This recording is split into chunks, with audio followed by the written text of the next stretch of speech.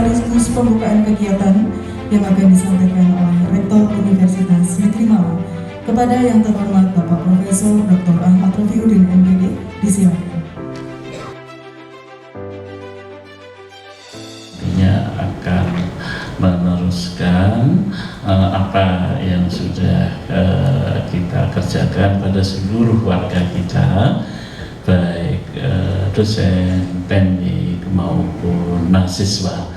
Jadi Bapak Ibu punya kewajiban untuk menyampaikan ini semua.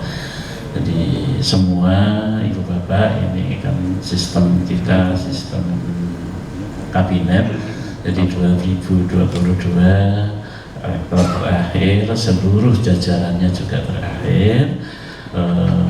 Berakhirnya masa jabatan itu secara bergulir, nanti akan ada rektor dan pejabat yang melanjutkannya. Siapapun yang melanjutkannya, insya Allah kita sudah punya landasan bijak untuk bergerak.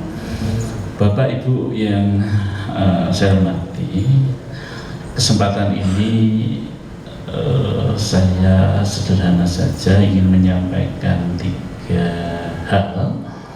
Yang pertama itu apa BH, yang kedua mengapa BH, dan yang ketiga bagaimana kita ber-BH. Jadi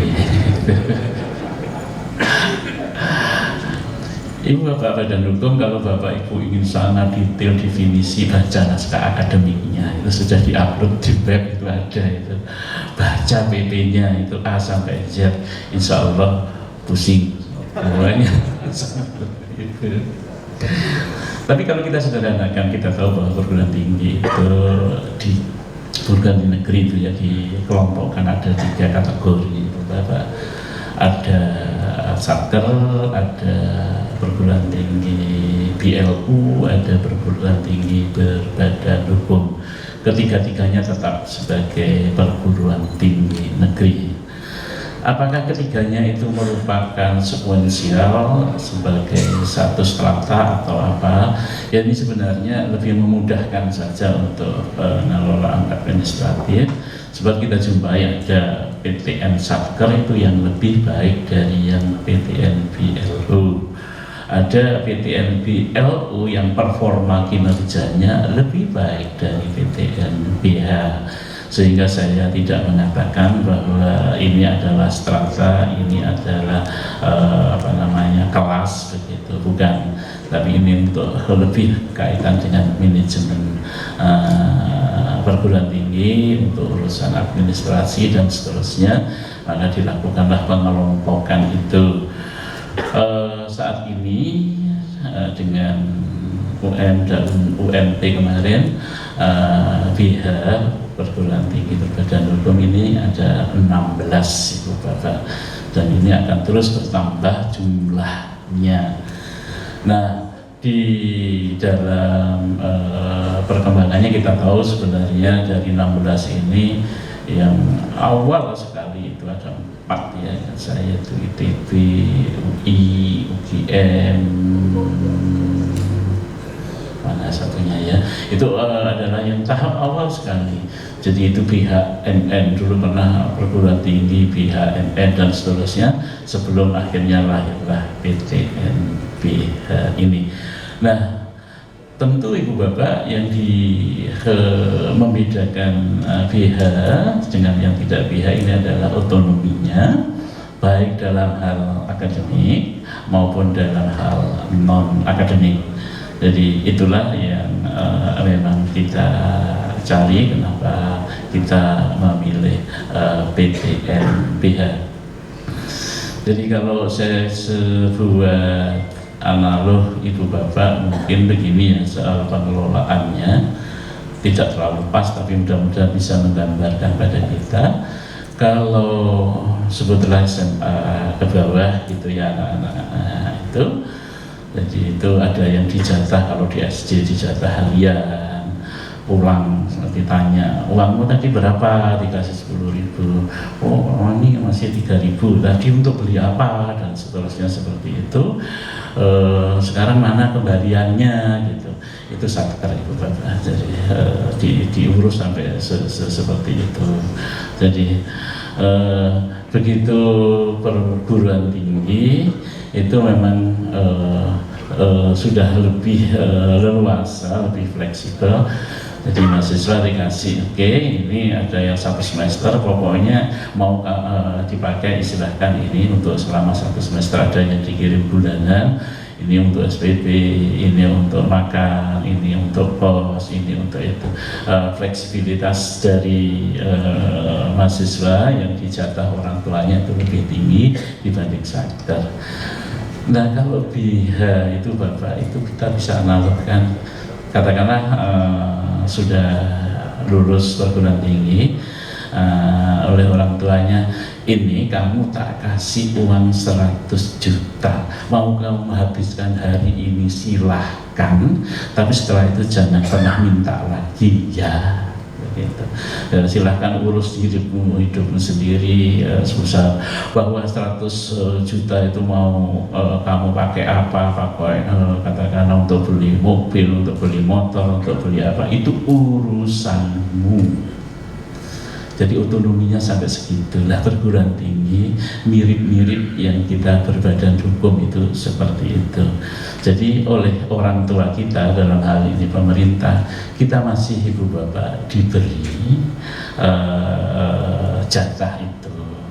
Jadi kalau kemarin kita mengenal ada skim pembiayaan pemerintah, itu ada rupiah murni, terus ada gaji, ada BOPTN, terus ada kita yang cari sendiri dari BNPB.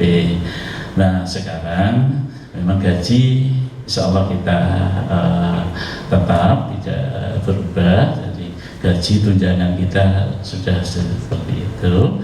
Kalau kita lihat tahun 2021 gaji tunjangan kita itu 130-an ya 140 miliar itu uang rakyat ibu bapak yang untuk gaji kita semua, itu seperti itu.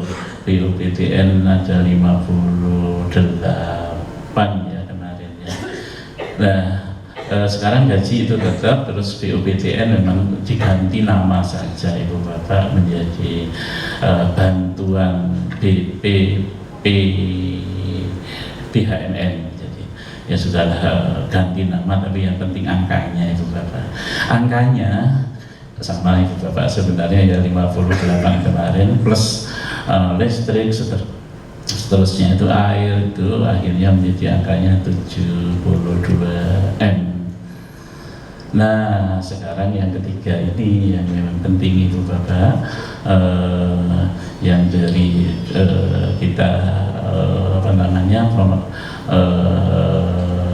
PNBP kita itu. Jadi itulah pendapatan yang kita punya. Insya Allah 2022 DIPA kita turun dibanding tahun sebelumnya. Kalau sebelumnya itu ada ini yang membuat besar ibu bapak, ASDB ini kemarin 880 hampir 900 M, sekarang sekitar mungkin 750 sampai 800 M. Kalau dulu itu yang menentukan itu dari kementerian, kita dapat DIPA seterusnya begitu. Sekarang kita sudah tidak punya DIPA lagi ibu bapak.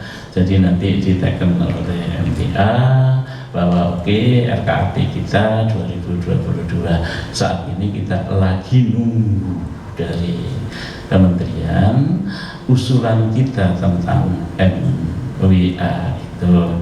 Insya Allah dalam waktu tidak lama lagi kita akan bisa menerima itu, dan kita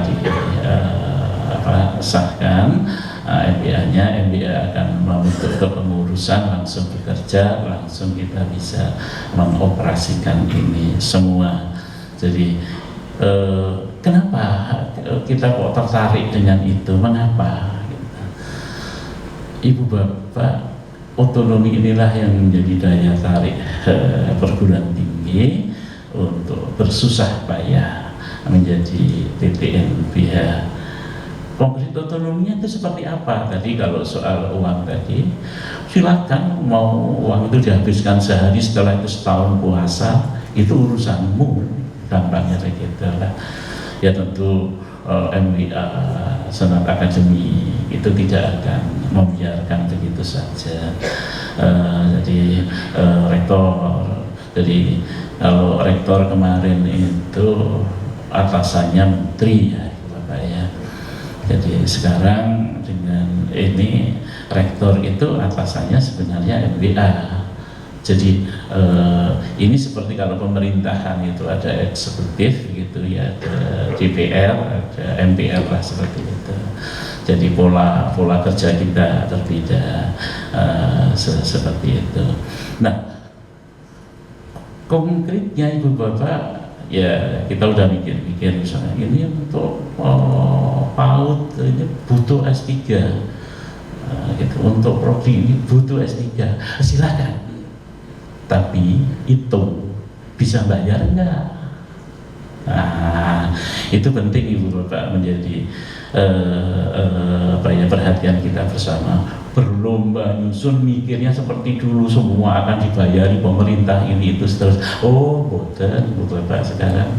Jadi silahkan begini begitu itu duit dari mana, bagaimana caranya, seterusnya seperti apa, namanya otonom, namanya mandiri, itu plus konsekuensi Ibu Bapak, bukan tanpa risiko, bukan tanpa konsekuensi.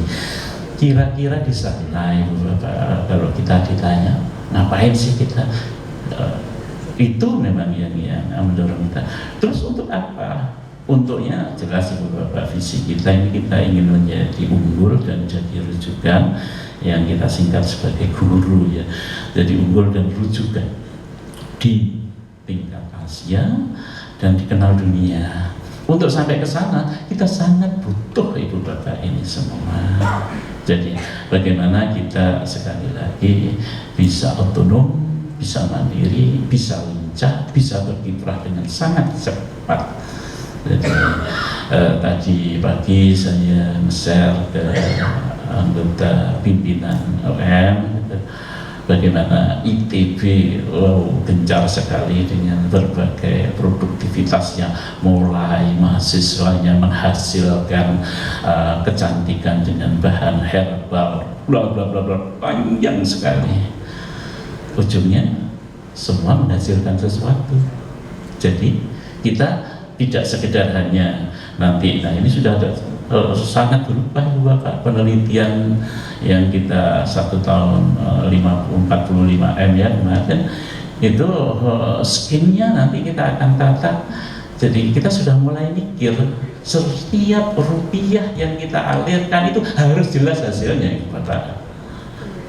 Tidak bisa ini seperti buang uang, bakar-bakar uang begini, enggak gitu. Jadi riset itu memang akan seperti itu. Bahkan beberapa kali saya buat analog, Ibu Bapak nampaknya kita terinspirasi ya, model-model YouTuber bekerja. YouTuber bekerja itu Bapak itu membuat konten, yaitu mulai anak-anak sampai yang sangat spesial. Jadi orang-orang pakar banyak juga yang jadi YouTuber sekarang ya. Setiap dia buat konten yang terpikir itu bukan saya dapat uang, bukan Ibu Bapak. Bagaimana subscribernya nanti bisa tertarik, bisa suka, tidak. Jadi kalau dia sudah bisa sampai angkanya subscribernya, orang yang subscribe ini sampai 1 juta lebih, nah dia memang akan menghasilkan sesuatu uang gitu. Tapi kalau yang ikut hanya 1.000, 2.000, ya itu tidak akan menghasilkan apa-apa. Jadi yang dia pikirkan bukan soal uangnya, tapi bagaimana menarik orang untuk subscribe di situ, untuk mengikuti konten-kontennya seperti itu. Jadi kita, nah saya coba minta, Pak, kira-kira gimana ya caranya seperti model itu diterapkan pengelolaannya. Jadi kalau sudah katakanlah subscribernya itu tadi jutaan, hitung uangnya gitu. Jadi kalau belum jutaan, ya seperti subscriber tidak memperoleh uang itu. Pak, sangat drastis. Ya nanti adalah masa transisi, tapi ujungnya saya menyebutnya kalau model subscriber tadi untuk YouTuber itu ibarat kompor itu sumbu panjang itu Bapak. Nah kalau kita kerjakan sekarang terus kita bayaran dapat uang penelitian seterusnya seperti itu, besok dapat honor, itu sumbu pendek itu Bapak. Jadi antara api dan minyak dekat sekali dan biasanya gampang terbakar begitu. Nah kita mencoba belajar gitu Bapak di PTNBH. Jadi kita bukan hanya cerdas saja, tapi juga katakan bukan hanya soal akademik saja, tapi finansialnya PTNBH pasti harus seperti itu. Kalau kita ingin meraih sampai pada yang kita harap. Ibu Bapak, jadi kira-kira jadi secara akademik tadi saya sebut bahwa yang kita bisa raih seperti itu. Jadi ini sangat bergantung pada kita semua. Ujungnya ada di mindset Ibu Bapak, cara berpikir kita yang memang harus berubah. Ibu Bapak, kalau kita tidak mengubah mindset tadi dari sumbu panjang menjadi sumbu pendek menjadi sumbu panjang, semua bekerja memang orientasinya seperti yang tadi, garisnya setiap rupiah yang dikeluarkan itu mesti ada sesuatu yang berkontribusi untuk pencapaian visi misi, maka PP 115 2021 itu ya tidak bermakna apa-apa Ibu Bapak. Tapi kalau kita bisa mengelolanya dengan baik, saya yakin apa yang dicapai PB kita akan bisa capai itu. Jadi kita bisa, jadi kalau sekarang itu kita punya beberapa kalau salam cakrawala begini ya. Terus yang number one itu enggak cuma duting-duting gini Ibu Bapak, tapi number one itu nomor satu bener gitu. Substansi kelembagaannya kita memang nomor satu, produktivitas kita juga nomor satu, kesejahteraan pegawainya juga nomor satu. Jangan lupa Ibu Bapak, itu satu rangkaian yang tidak terpisah. Jadi kita tidak bisa hanya sejahtera tapi lembaganya amburadul, tidak mungkin Ibu Bapak. Itu satu kesatuan untuk kesana semua. Itulah Ibu Bapak. Jadi Ibu Bapak berkumpul di sini, nanti ada sosialisasi. Kalau yang soal tadi definisi kata demi kata, silakan aja baca PP-nya jelas itu, naskah akademiknya juga sangat jelas. Itu di web kita sudah ada gitu. UMSID sudah terbaca seperti. Nah sekarang justru Ibu Bapak berkumpul di sini, gimana ya mindset kita ini harus kita setel ya gitu. Saya kira itu Bapak dan Ibu semua yang saya perlu sampaikan. Atas perkenan semua yang hadir, kegiatan sosialisasi Universitas Negeri Malang sebagai PTNBH secara resmi saya nyatakan dimulai.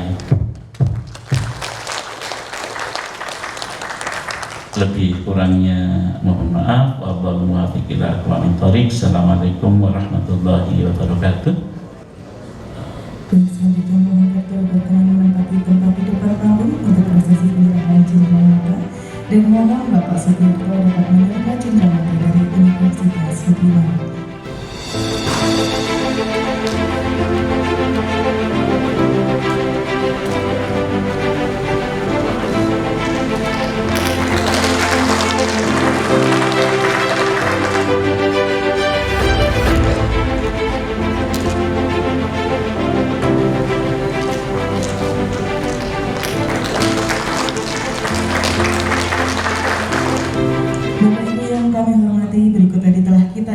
bersama rangkaian pembukaan dan kami ucapkan terima kasih kepada Rektor Universitas Negeri Malang yang telah berkenan membuka kegiatan pagi hari ini. Dan acara selanjutnya adalah sosialisasi. Untuk itu kami persilahkan para narasumber, yaitu Ketua Tim Percepatan Transisi PTNBH Bapak Profesor Dr. Ibrahim Bahpadal MPD, Wakil Ketua Tim Percepatan Transisi PTNBH Bapak Profesor Dr. Hadi Suwono MSI, dan Bapak Sugiarto yang merupakan pengendali teknis Polhukam PMK PPKB Jawa Timur untuk menempati kursi di podium.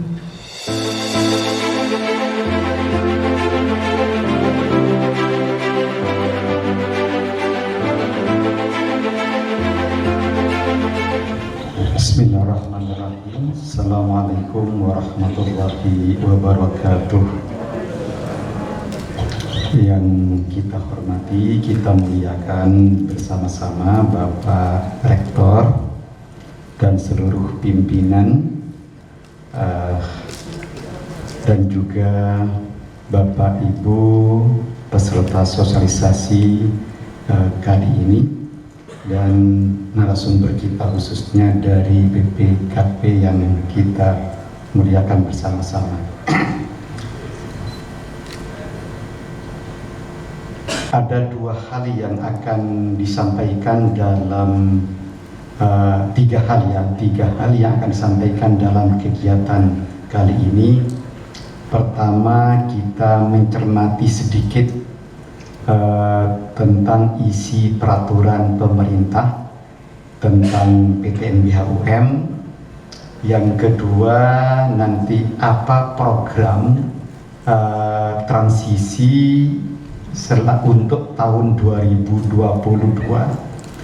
Kemudian nanti ada pencerahan dari BPKP bagaimana kita bersikap dan bertindak kalau kita sudah menjadi PTN Badan Hukum. Tentang PP insya Allah saya sampaikan sendiri, kemudian program tahun 2022 nanti akan disampaikan oleh Prof. Hadi Suwono, dan kaitannya dengan bagaimana soal keuangan nanti oleh BPKP. Bapak Ibu yang saya hormati, alhamdulillah tadi Pak Rektor sudah menegaskan bahwa berdasarkan peraturan pemerintah nomor 115 2021 UM telah menjadi satu perguruan tinggi negeri badan hukum. Nah, ini berbasis dari PP atau pemerintah nomor 19 tahun 2021. Kita cermati sedikit agar kita bisa melangkah sesuai dengan peraturan yang berlaku yang ada. Tentang sosialisasi ini sebenarnya sudah kami lakukan. Yang pertama, sosialisasi melalui website, sehingga begitu PP sudah terbit kami minta koordinator Subag Humas untuk segera mengunggah peraturan pemerintah itu, dan Bapak Ibu bisa membacanya sendiri sebenarnya. Tapi nanti di sini hanya dirangkum saja untuk memudahkan kita dalam memahami PP tersebut. Yang kedua adalah kami menyelenggarakan konferensi pers. Kami undang sejumlah wartawan dari Harian Surya, Radar Malang, Malang Post, Tugu Malang, New Malang Post, seru.co.id, Duta.com, Times Indonesia, Batu TV, JTV, RRI, dan juga komunikasi dari internal. Kami sudah undang, dan Bapak Rektor bersama Ketua Senat telah menyampaikan kepada awak media tersebut, ya. Kemudian kami juga melakukan sosialisasi walaupun singkat dan dikemas bentuknya tasyakuran kepada seluruh anggota Senat UM, ya. Kami kemas dalam bentuk tasyakuran, ya, karena memang saya kira sudah bisa membaca sendiri apa isi PP. Kemudian hari ini kita masuk ke sosialisasi kepada pimpinan, ini kepala, tapi kepada pimpinan. termasuk koordinator dan subkoordinator, termasuk juga pimpinan fakultas.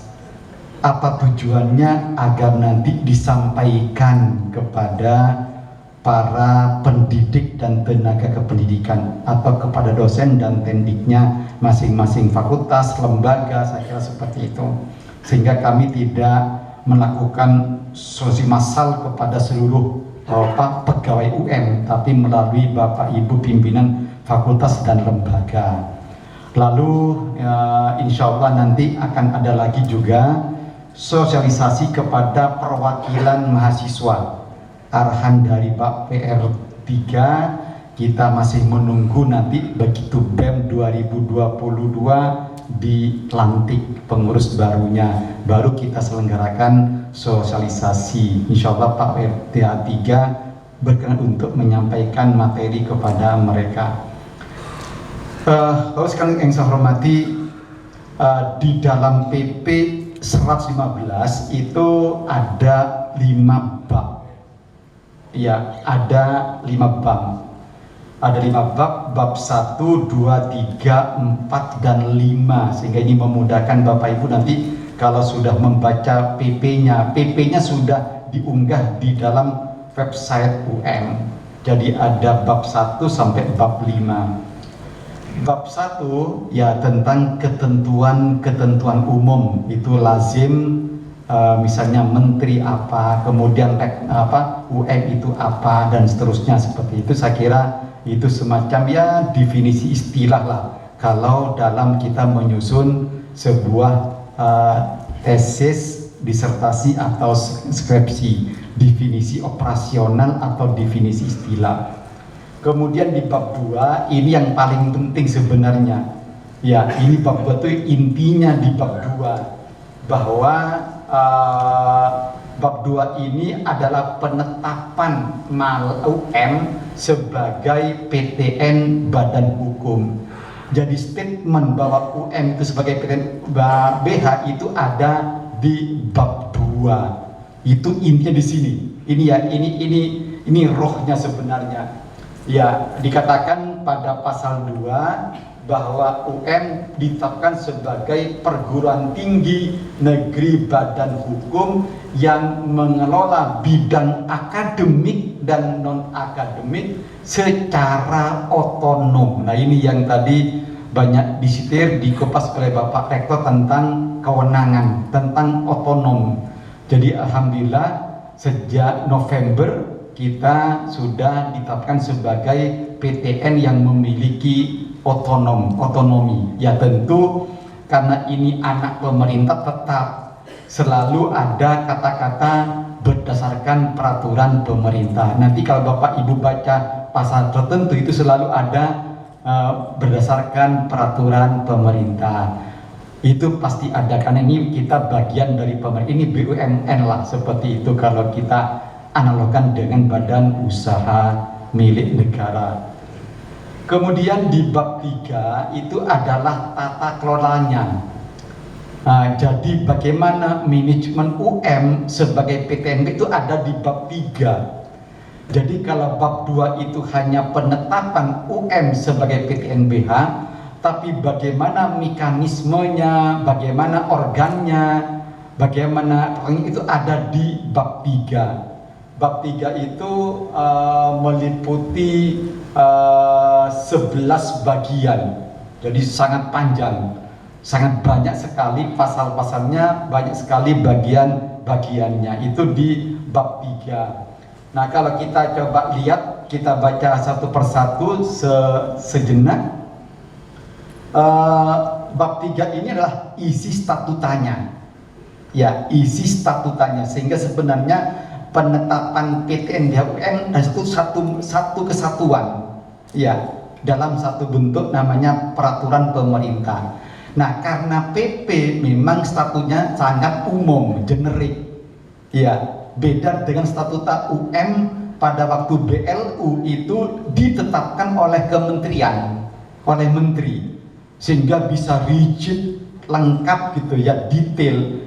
Nanti kalau ada perubahan kan mudah kalau hanya di level menteri.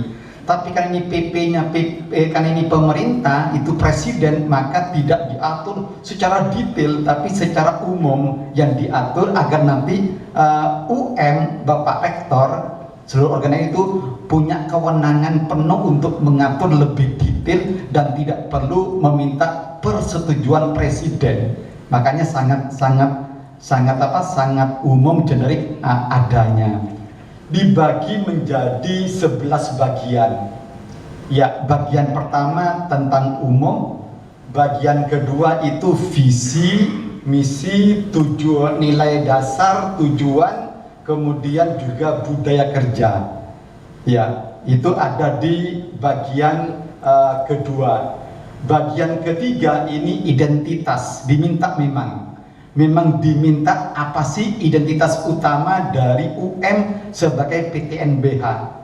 Semula kami kosongkan, ya tetap diminta, dan ternyata identitasnya arahan Bapak Menteri Pak Dirjen juga jangan melupakan marwah utamanya, mandat awal, yaitu bahwa kependidikan unggul berbasis kehidupan merupakan jati diri UM. Nah, ini juga sekaligus kami ajukan berbasis pada yang sudah dikembangkan bertahun-tahun di bidang 1 kurikulum berbasis kehidupan. Kami masukkan baru diterima oleh kementerian. Kemudian bagian keempat adalah penyelenggaraan Tridharma perguruan tinggi. Ini amat normatif saya kira, tentang pendidikan, penelitian, dan pengabdian kepada masyarakat. Itu di bagian keempat.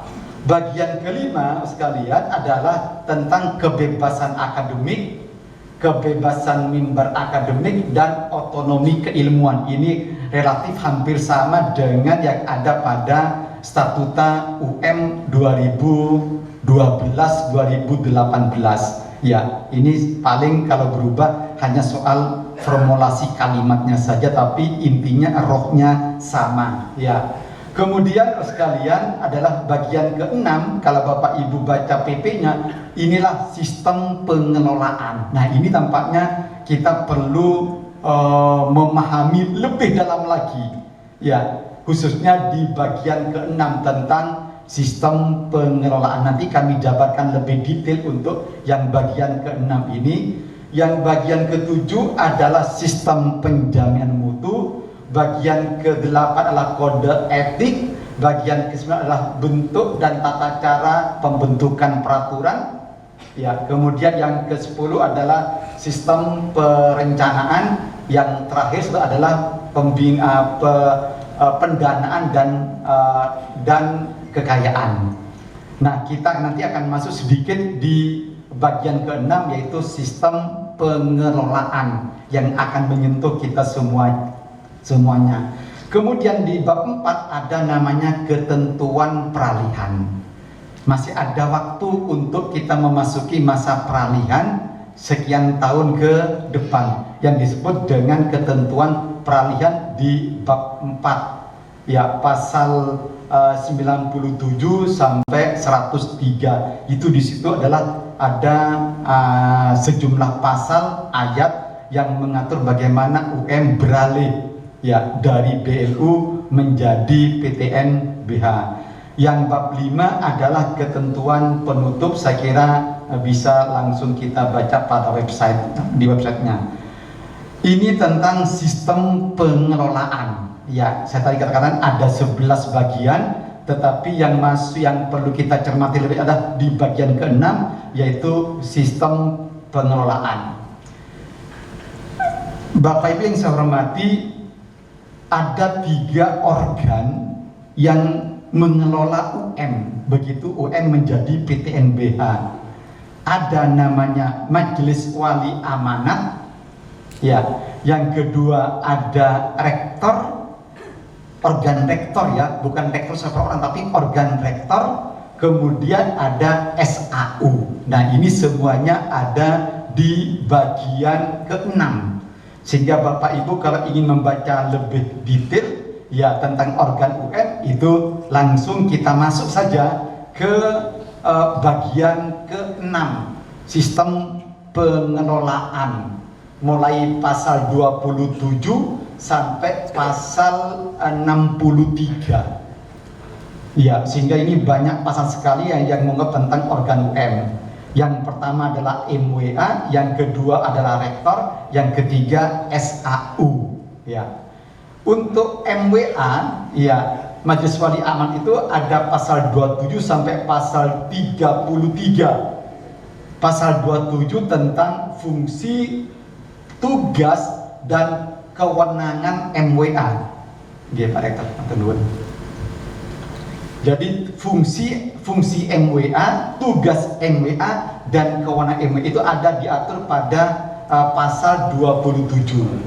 Pasal 28 adalah syarat-syarat untuk menjadi anggota MWA. Misalnya, tidak boleh berafiliasi pada partai apapun. Ya, itu ada syaratnya. Ya. Tidak boleh merangkap. Jadi anggota MWA di UNAIR juga menjadi anggota MWA di UM. Tidak boleh. Itu diatur di situ di PP. Misalnya Profesor Muhajir, ya, dia menjadi anggota MWA di UNAIR dan juga diusulkan di UB. Tampaknya UB tidak berlaku tentang merangkap, tapi di UM diatur oleh PP tidak boleh merangkap, sehingga semua MWA itu hanya MWA di UM, tidak bisa menjadi MWA di tempat lain. Itu memang ditoto, ya, diatur seperti itu. Kemudian juga tidak boleh berafiliasi pada partai tertentu. Misalnya kami ajukan kemarin hari Kamis yang lalu ada call dari Biro SDM Kemendikbud mempersoalkan salah satu anggota MWA yang kami usulkan, bertanya apakah orang ini sudah keluar dari partai ini, karena dulunya dia memang aktif, dia memang anggota partai itu, bahkan dia pengurus. Saya jawab sudah keluar. Ternyata tampaknya lisan tidak mempan, diminta untuk membuat pernyataan. Ya, kami buatkan formatnya. Sekian jam waktu itu langsung datang pernyataan beliau, terus kami kirim ke kementerian juga. Nah, mudah-mudahan hari ini besok sudah datang SK Menteri tentang 17 anggota MWA UM. Sekarang masih nunggu kita. Ya. Kemudian keanggotaan MWA, ya, berapa jumlah anggotanya itu ada di pasal 29. Susunan MWA, ada ketua MWA merangkap anggota, ada wakil MWA, ya, merangkap anggota, ada sekretaris MWA merangkap anggota, dan anggota MWA. Itu susunan MWA. Kemudian hak suara MWA, ya, hak suara, ya, diatur di dalam pasal 30, ya, di tambah 31. Misalnya yang paling sangat ekstrim lah, rektor adalah anggota MWA, beliau punya hak suara, kecuali pada waktu pemilihan rektor dia tidak punya hak suara. Ya, itu diatur di sini. Kemudian anggota kehormatan MWA dan juga komite audit.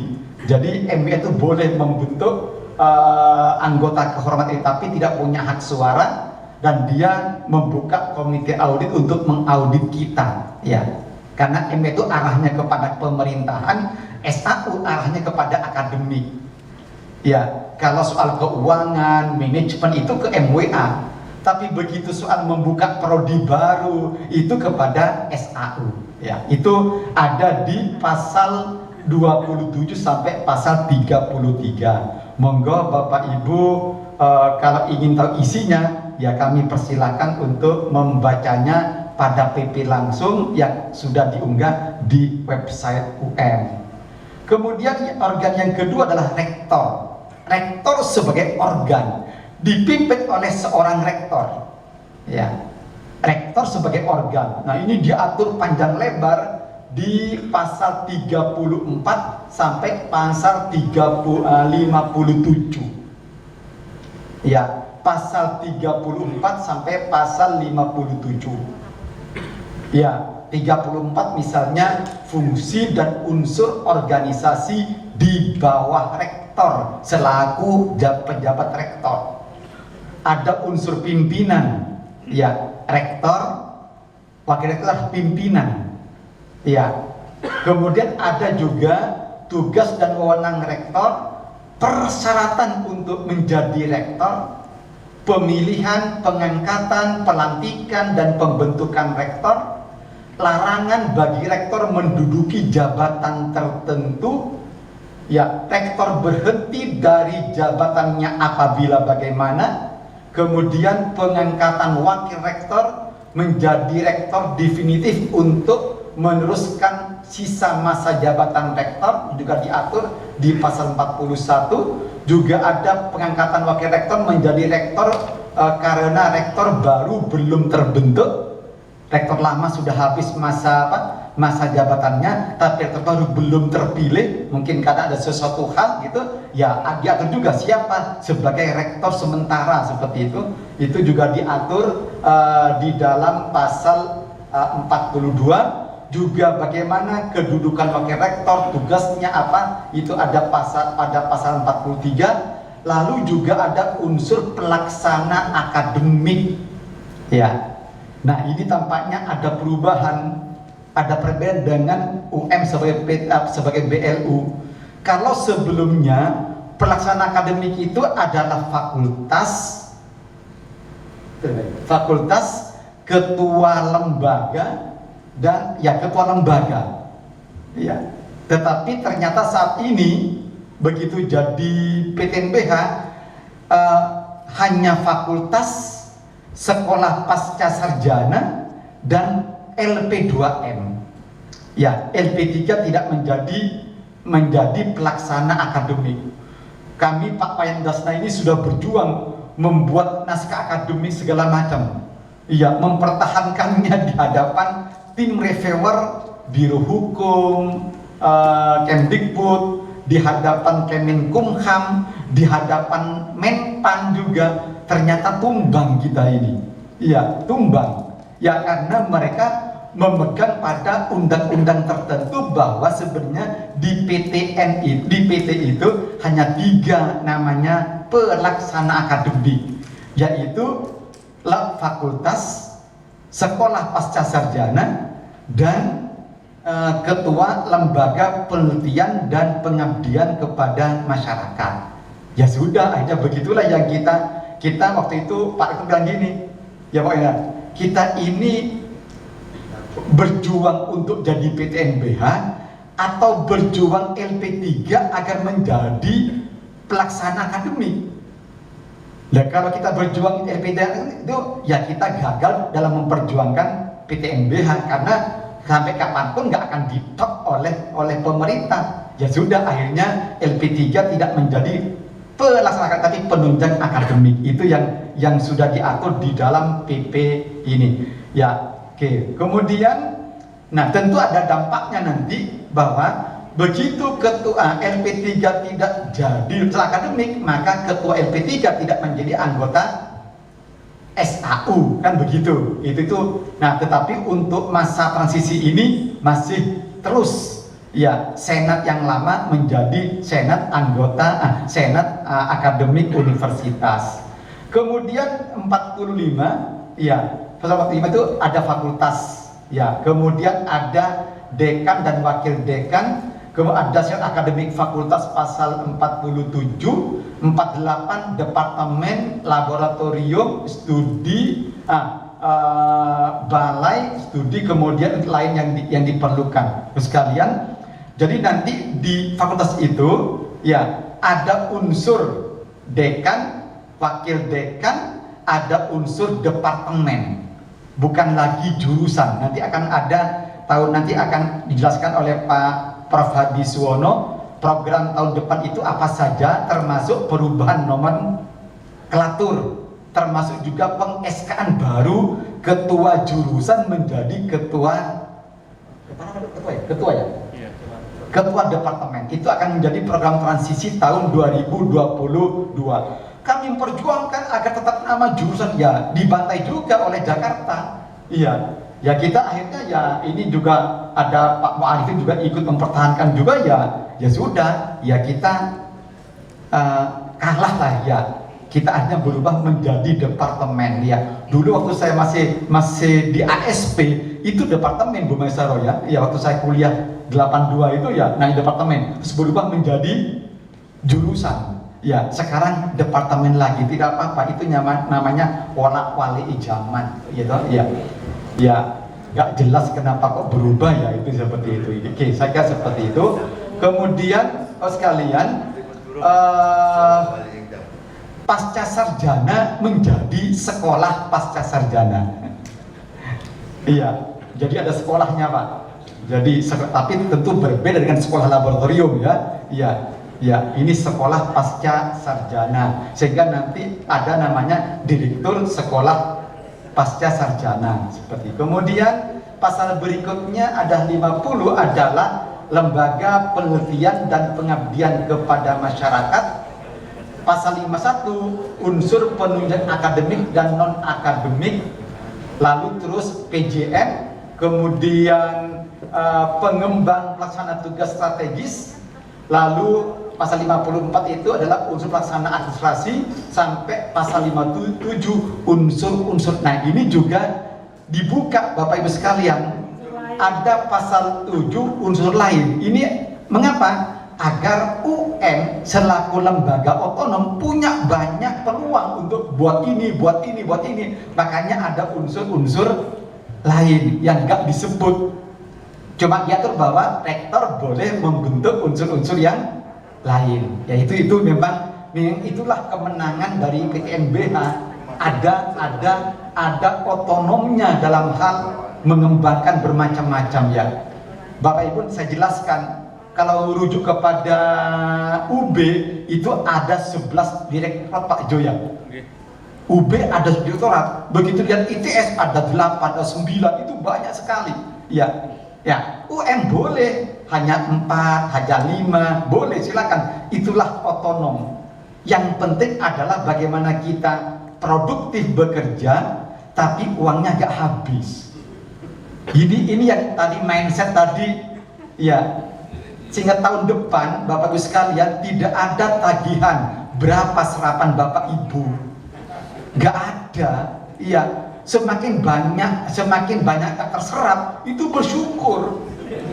Tetapi berapa target yang dicapai dan berapa target yang nggak dicapai itu akan diucek-ucek nanti tahun depan. Iya. Jadi ini saya ingat sekali kepada oleh Pak Imam Suprayogo. Saya masih ketua prodi di prodi MPD sekitar tahun 2007 2006 sebelum saya ke Jakarta. Saya ketua prodi waktu itu, terus mengundang Pak Imam Suprayogo sebagai penguji tamu. Ya, karena ada mahasiswa saya menguji meneliti disertasinya tentang manajemen akademik dan budaya akademik di kampus-kampus Muhammadiyah. Saya kira yang cocok jadi penguji utama itu Pak Imam Suprayogo, karena dia itu memang rektor waktu itu, rektor UUIS barangkali itu, dan dia sudah pernah juga menjadi WR1 di Unmo. Iya. Saya kira tahun ke Unmuan, kemudian. Nah, saya tanya kepada beliau sebelum menguji, Pak Rektor, Prof Imam, saya minta oleh-oleh sih untuk saya, nasihat lah ya, tausiah. Tentang apa? Bapak kan pernah mimpin 2 lembaga yang berbeda. Bapak pernah menjadi pimpinan di Unmo, UMM yang swasta, ya. Dan sekarang Bapak mimpin UIS yang negeri. Kira-kira apa bedanya ya? Bapak memimpin UMM dan memimpin UIS waktu itu sebelum jadi UIN. Apa bedanya? Ya, apa ya yang cocok untuk Pak Ibrahim? Ya, dosen yang menekuni manajemen pendidikan. Apa yang cocok? Ya, banyak oleh-oleh, tapi yang cocok apa? Terus dia bilang, oh ada satu. tentang manajemen keuangan dan produktivitas. Kami bilang gitu. Wah, apa itu Pak Rektor? Dia bilang, saya pada waktu memimpin UMN, iya, berusaha mengembangkan program-program yang produktif, efektif agar laku, laris, banyak mahasiswanya, tetapi berupaya agar uang nggak habis-habis. Cari yang hemat, cari yang murah, tapi tetap efektif. Kalau tidak efektif, kata beliau, ya nggak ada orang yang mau kuliah di UMN, prodinya tidak bagus, ya nggak ada yang kuliah di UMN. Sebaliknya juga soal uang, bagaimana uang itu tidak habis-habis karena gak ada bantuan pemerintah, karena pakai dana sendiri, namanya swasta kok. Sehingga waktu saya jadi WR1 di UMM, bagaimana programnya produktif, bagus, excellent itu, tetapi uangnya hemat. Oke, setelah jadi rektor UUIS, kata beliau, beda, kebalik. Iya, gimana? Begitu akhir Desember, bagaimana program itu terserang, yang penting uangnya habis. Kan berbeda toh, bertolak belakang. Nah, tampaknya tadi Pak Rektor kan sudah mengatakan kita, nanti Bapak sekalian, ya tergantung kita bagaimana mengelola program dan juga bagaimana mengolah keuangan. Ya, kalau kita boros, ya monggo, uangnya cepat habis. Kalau nggak boros, ya insya Allah uangnya tidak habis. Tetapi tetap produktif dan efektif dari segi programnya agar UM semakin menjadi the only one, nomor satu seperti itu. Itu saya kira itu saja sedikit soal keuangan. Kemudian sekalian saya hormati, nah ini kita mulai uncai lagi yang lebih menarik lagi tentang siapa MWA, siapa rektor, dan siapa organ SAU. Ya, MWA ada 17 orang. Ya, ada 17 orang. Bapak Menteri ex officio, Pak Rektor ex officio, Ketua SAU ex officio, wakil dari SAU 5 orang. Ini bukan ex officio tapi dipilih. Ya, wakil dari SAU 5 orang, wakil dari masyarakat 7 orang, salah satunya adalah alumni UM yang bekerja di luar UM. Ya, tidak boleh alumni UM yang bekerja di tapi di luar UM. Kemudian wakil tenaga kependidikan 1 orang, wakil mahasiswa 1 orang. Nah, ini soal jumlah, ini debatnya panjang dan lebar seperti coki-coki.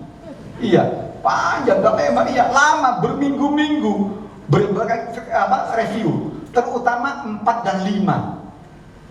Semula kami akan memperbanyak wakil SAU di MWA, tapi memperkecil jumlah masyarakat di MWA. Ini gak gampang untuk disetujui oleh Jakarta. Bahkan Pak Nizam waktu itu, ya Pak Nizam Dirjen waktu itu, dia mengatakan tolong perbanyak tokoh masyarakatnya, perbanyak masyarakat, perbanyak, sehingga akhirnya kami kurangi wakil SAU, kami perbanyak dari anggota masyarakat. Kalau enggak, ya enggak lolos terus dari kementerian. Kita timbang-timbang, akhirnya jadilah seperti ini, yaitu menteri, rektor, SAU, kemudian SAU, wakil SAU, kemudian masyarakat 7 orang, wakil tendik 1 orang, dan wakil mahasiswa 1 orang. Ya, oke. Untuk mahasiswa adalah ex officio ketua BEM, sehingga nggak ribut-ribut lah. Ya, ketua BEM ya ex officio menjadi menjadi anggota MWA seperti itu. Oke, baik. Nah, kemudian rektor itu unsurnya banyak. Ya, ada unsur pimpinan, itu rektor sendiri masuk di sini. Jadi organ rektor mencakup pimpinan rektor, 4 wakil rektor. Boleh 5, boleh 8, boleh. Iya, silakan, boleh 2, ya. UB saat ini 5 wakil rektor. Setelah jadi PTNBH. Iya, 5 wakil rektor. Tapi UM tetap, karena kita akan mengatur supaya efisiensi keuangan segala macam, dan saya kira 4 orang sudah cukup. Saya kira ada 4 wakil rektor. Ya, Kemudian ada pelaksanaan akademik, yaitu Fakultas Sekolah Pasca Sarjana dan LP2M. Lalu juga ada unsur penuhnya akademik terus sampai kepada unsur lain yang diperlukan. Kemudian organ dari SAU di pasal 59. Ya, mencakup rektor ex officio, wakil rektor ex officio, dekan ex officio, kemudian direktur sekolah pasca sarjana ex officio juga, ketua LP2M, ketua SAF juga ex officio menjadi anggota SAU. Sehingga nanti sekalian insya Allah pada tahun 2022 ada program transisi untuk pembentukan SAF, ya, Senat Akademik Fakultas. Nah, di mana ketua SAF-nya ex officio menjadi anggota SAU.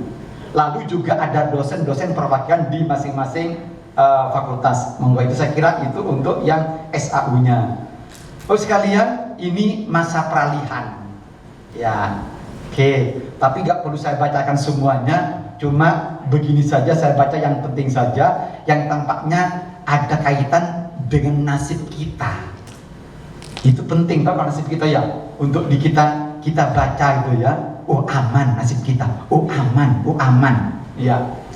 Rektor, ini pasal 97, rektor yang telah terpilih dan diangkat sebelum PP ini berlaku, artinya sebelum PP itu berlaku, tetap melaksanakan tugas sampai berakhirnya masa jabatan. Sehingga Profesor Refidun ini tetap akan jadi rektor sampai masa akhir jabatan beliau. Aman, iya aman. Pimpinan dan anggota Senat yang telah terpilih dan diangkat sebelum PP ini, Senat ya, oke, itu tetap berlaku sampai terbentuknya SAU. Ya, nah sekarang SAU sudah terbentuk, berarti Senat sudah bubar. Ya, jadi sudah bubar karena sudah dibentuk SAU. Dan untuk pertama kalinya ini 98 ayat pasalnya ayat 2. Untuk pertama kalinya Senat yang lama gitu, itu adalah memilih anggota SAU dalam waktu yang paling lama 3 bulan setelah PP terbentuk. Ya, dan alhamdulillah SAU sudah terbentuk seminggu setelah PP ya. 10 hari setelah PP sudah terbentuk SAU sudah. Ini sukses story yang sangat baik ya. Saya kira seperti itu. Kemudian untuk pertama kalinya SAU mengusulkan anggota MWA kepada menteri dalam waktu paling lambat 3 bulan. Alhamdulillah minggu lalu sudah SAU sudah mengirimkan anggota MWA, tidak perlu menunggu 6 bulan berikutnya, tidak. Iya, sehingga sudah terbentuk.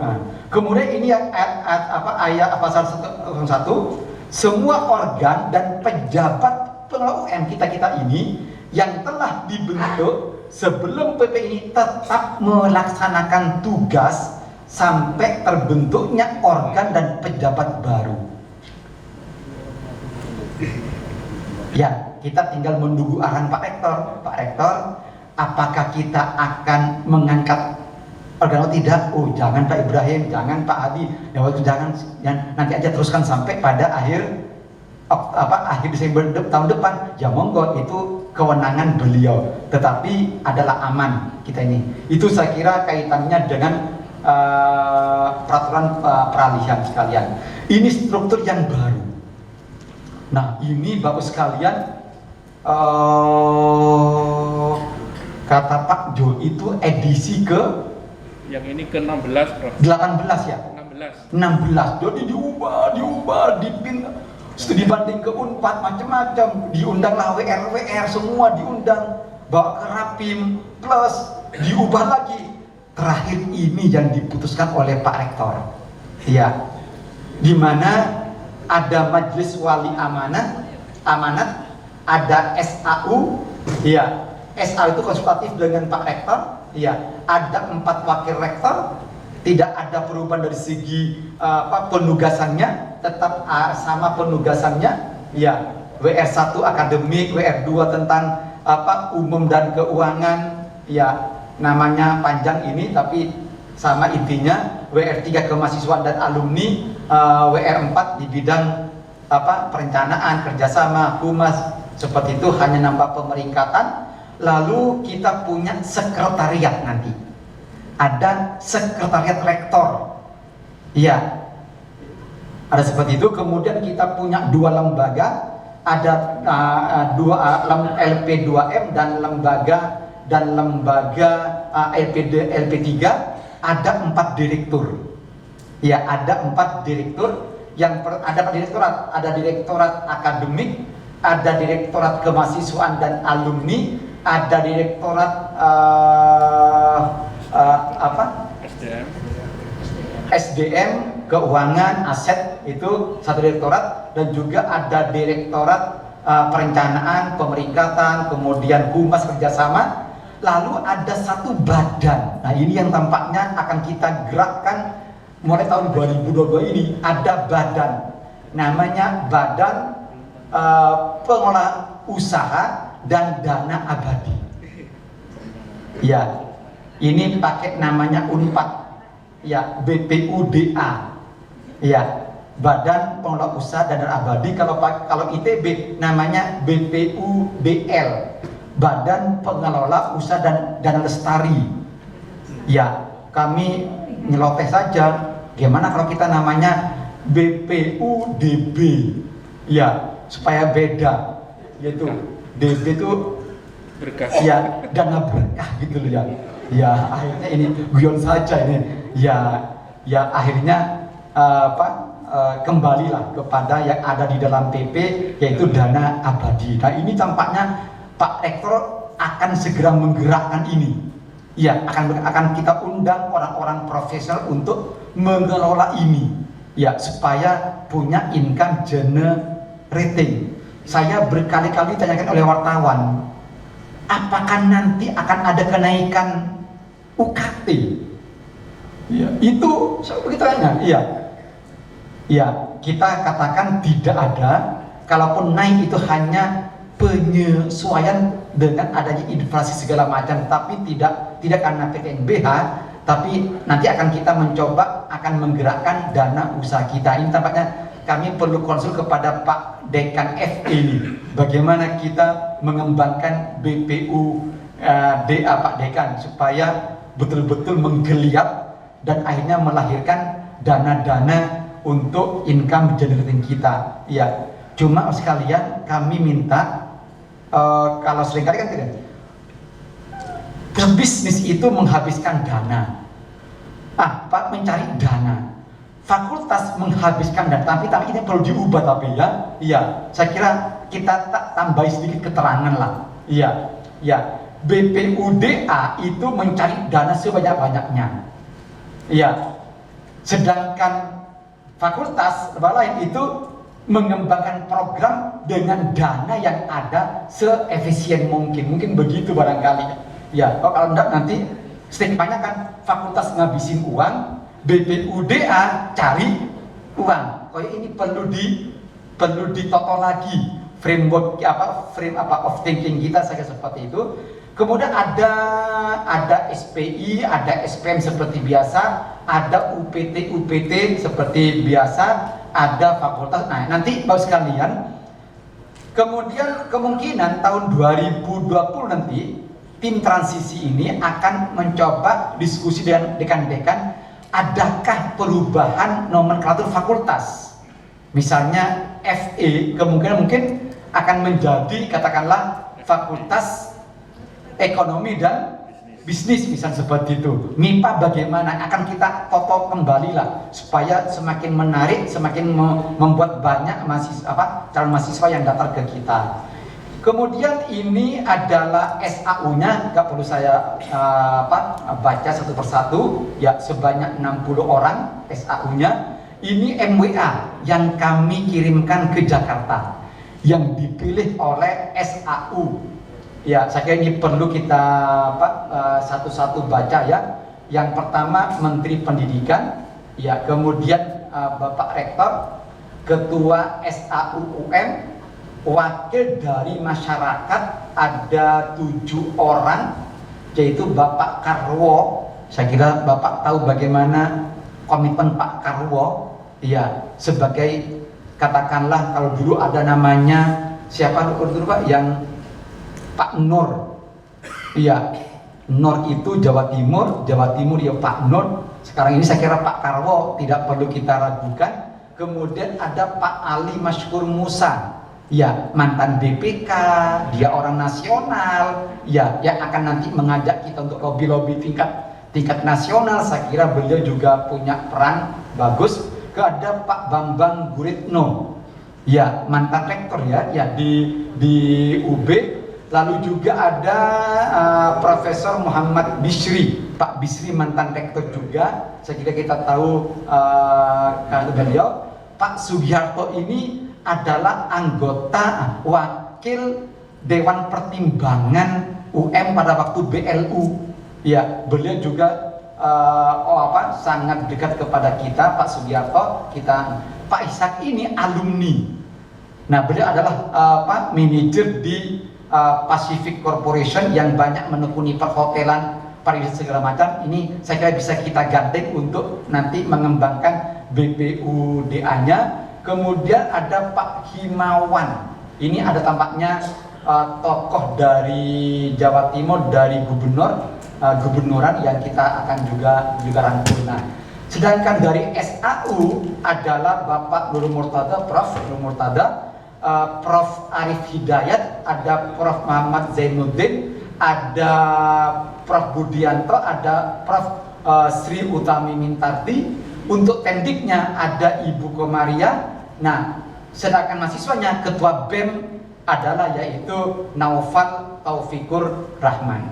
Itu anggota BEM kita sudah dikirim, tinggal nunggu. Semoga hari ini, besok SK Menteri datang. Kalau ia datang, kita agendakan insya Allah pada Kamis Jumat ini sudah ada pertemuan sehari semalam MWA kita.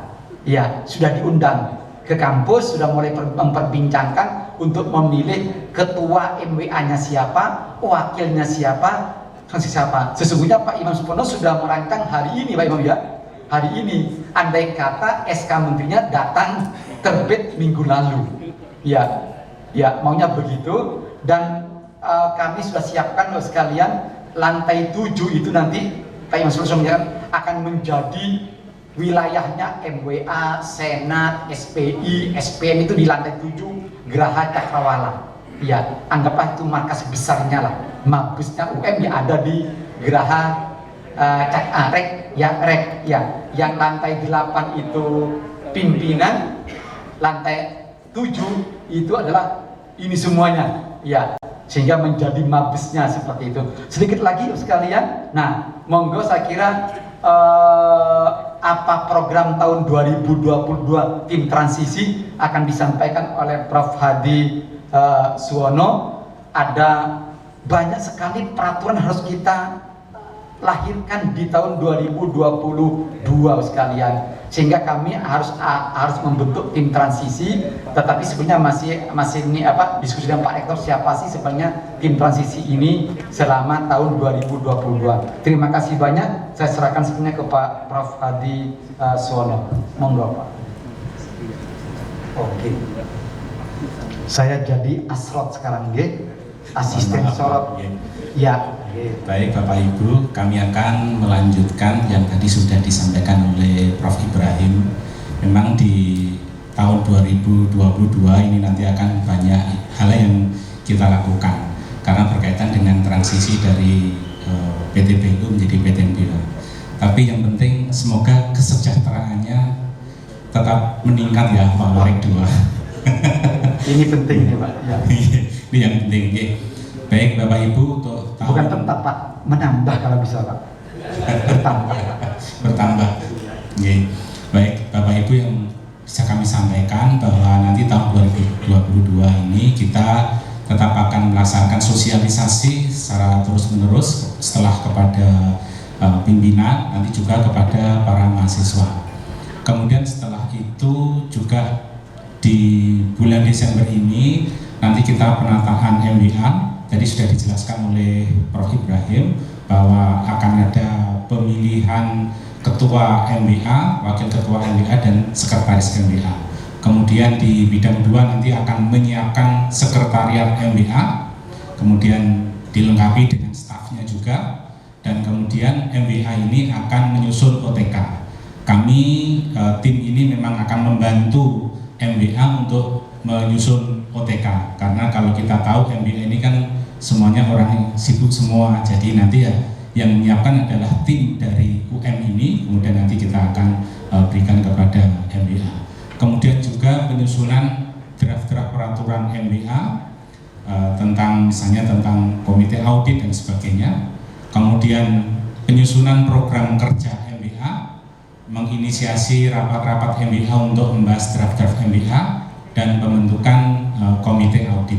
Jadi semua berkaitan dengan MBA ini memang sudah perintah dari PP sehingga harus kita laksanakan. Berikutnya adalah tentang penataan SAU. Ini juga sama, yaitu penyiapan sekretariat SAU, termasuk nanti juga staf yang ada di SAU, penyiapan ruangan oleh bidang 2, kemudian penyusunan draft OTK SAU, kita membantu SAU menyusun draft OTK, kemudian juga peraturan-peraturan SAU lainnya, dan membantu menyusun draft program kerja SAU. Berikutnya yang keenam adalah menyusun draft peraturan rektor. Mengapa kita perlu menyusun draft peraturan rektor? Karena di dalam menjalankan rektor sebagai satu organisasi, bagaimana fungsi-fungsi semuanya bisa berjalan, ini diperlukan peraturan-peraturan rektor. Yang berikutnya adalah yang pekerjaan agak besar, yaitu pengembangan Badan Pengelola Usaha dan Dana Abadi (BPUDA). Karena kalau kita melihat tadi disampaikan oleh Pak Rektor bahwa kita harus bisa menghasilkan sesuatu, ya. Kalau bisa ya, penghasilannya itu kan salah satunya adalah dari BPUDA ini. Oleh sebab itu BPUDA ini yang dulu hanya sebagai unit, maka dinaikkan statusnya menjadi badan. Jadi badan yang selevel dengan fakultas, selevel dengan lembaga. Nah, harapannya adalah bahwa dengan adanya peningkatan status Badan Pengelola Usaha dan Dana Abadi ini, maka menjadi lebih lincah, lebih kuat. Dan juga nanti tadi sudah dipesankan oleh Pak Rektor bahwa nanti juga akan diisi oleh para profesional, ya, sehingga BPUDA ini benar-benar menjadi badan yang bisa menyumbangkan dana ke UM. Di dalamnya nanti kita akan menyusun draft peraturan tentang BPUDA, kemudian penataan organisasi dan pendirian satuan-satuan usaha. Jadi nanti BPUDA ini akan membuat satuan-satuan usaha, apakah dalam bentuk CV, apakah dalam bentuk PT. Ini yang akan menjalankan usaha di UM. Jadi usaha yang dibuat di UM tidak lagi dikembangkan atau dikerjakan oleh UM sendiri, tapi juga beberapa usaha nanti akan dikerjakan oleh PT maupun CV yang dibuat oleh UM. Kemudian penetapan pejabat satuan usaha. Berikutnya adalah penataan fakultas. Pertama tentu perubahan dari fungsi wakil dekan, di mana wakil dekan 3 diberi tugas tambahan sesuai dengan OTK yang sudah ditandatangani oleh rektor, yaitu misalnya wakil dekan 3 sekarang juga selain mengurusi kemahasiswaan, kemudian alumni juga kerjasama yang ditambahkan. Jadi dikurangi dari, sebenarnya ini tugas pokoknya dari bidang 1, kemudian dialihkan ke bidang 3, ini di level fakultas. Kemudian juga nomenklatur jurusan yang dulu dari jurusan menjadi departemen, status prodi tetap, ya. Kemudian ada berikutnya adalah penataan SAF, yaitu penyusunan draft peraturan SAF. Jadi kami akan membantu rektor untuk menetapkan peraturan rektor tentang senat akademik fakultas, ya, senat akademik fakultas. Kemudian akan ada pembentukan senat akademik fakultas, ya. Jam 10 itu memang ada tim transisi yang dipimpin oleh Pak Warekempat yang akan membuat supaya transisi dari BLU menjadi PTNBH ini menjadi lebih smooth. Berikutnya Bapak dan Ibu adalah penyusunan regulasi atau peraturan rektor berdasarkan PP nomor 115 tahun 2021. Ya, peraturan rektornya cukup banyak Bapak Ibu, mulai dari peraturan rektor yang generik, yang sudah pernah ada, misalnya lambang, logo, bendera, himne, dan mars. Kemudian peraturan rektor tentang busana akademik dan busana alma mater, dan seterusnya. Apa perlu dibacakan satu-satu? Tidak perlu nih kalau rektor. Jadi ini peraturan rektor, kemudian juga peraturan majelis wali amanat yang tadi kami sampaikan Bapak dan Ibu. Jadi kami tim transisi ini membantu penyusunan draft-draft ini. Tetapi nanti yang membahas sendiri ya, kalau peraturan MBH ya MBH yang akan membahas, peraturan SAU ya SAU. Kami fungsinya hanya membantu saja supaya prosesnya bisa lebih cepat. Nah, saya kira itu Bapak dan Ibu. Terima kasih. Assalamualaikum warahmatullahi wabarakatuh. Waalaikumsalam. Oke, sekalian, tim transisi ini belum disahkan oleh Pak Rektor, tapi insya Allah akan segera pada minggu ini yang nanti akan bekerja dan melibatkan banyak pihak, ya, karena tidak bisa digarap oleh sekelompok kecil orang gitu ya. Ya harus banyak melibatkan banyak pihak, bidang 1, 2, 3, 4 juga fakultas. Ya. Baik, terima kasih. Ini yang kaitannya dengan PTNBH. Monggo saya kembalikan kepada Ibu, ya, membawa acara. Baik, selanjutnya bisa diteruskan dengan materi terkait manajemen keuangan PTNBH yang akan disampaikan oleh Bapak Sugiarto yang merupakan pengendali teknis Polhukam PMK BPKP Provinsi Jawa Timur. Kami persilakan Bapak. Saya akan mulai acara ini. Bismillahirrahmanirrahim. Assalamualaikum warahmatullahi wabarakatuh. Selamat pagi, salam sejahtera untuk kita semua. Puji syukur kepada Allah, kita pada hari ini saat ini juga dipertemukan Allah dengan panjenengan semua dalam kondisi sehat walafiat. Suatu nikmat yang luar biasa, karena dengan sehat insya Allah kita bisa melakukan segala upaya, termasuk hari ini upaya dari panjenengan semua untuk mengikuti dan melakukan kegiatan sosialisasi terkait PTNBH. Sampun ngagem BH Bapak Ibu ngapunten. Luar biasa Pak Bante. Saya pertama menyampaikan selamat Bapak Ibu sekalian.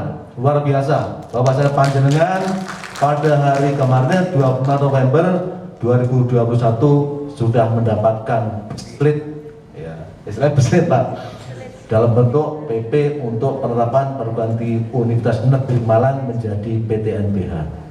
Suatu impian, suatu keinginan, suatu harapan yang insya Allah tadi disampaikan oleh beliau Pak Rektor, bahwasanya dengan adanya PTNBH istilahnya kita ingin mendapatkan manfaat lebih banyak. Mohon maaf, pertama saya menyampaikan salam satu jiwa. Oke, Bapak Ibu sekalian, saya mohon maaf mewakili pimpinan karena kebetulan ada kegiatan mendadak sehingga tidak bisa hadir. Saya cerita sedikit, mungkin sebelum masuk ke sana karena ini forumnya sosialisasi. Mohon maaf, saya dulu sebenarnya sempat mau jadi mahasiswa di sini, Bapak. Iya, Pak. 40 tahun yang lalu, Pak, saya ingat betul. Saya daftar di UM, Pak. Waktu itu saya ngambil IKIP, betul. Perintis 4 lagi. Saya ambil fakultas matematika. Alhamdulillah ditolak. Sakit. Tapi ya itulah. Ternyata saya ditolak, tapi di satu sisi saya mendapatkan tempat di UB Ekonomi, Pak. Jadi tetangga dekat lah gitu. Jadi itu. Jadi hari ini saya menyampaikan terima kasih, meskipun dulu tidak sempat jadi anggota Sivitas Akademika, hari ini saya merasa jadi anggota Sivitas Akademika. Matur nuwun atas undangan penjana semua. Baik, saya izin Pak, karena di belakang saya izin untuk berdiri, izin Pak, iya, amunten.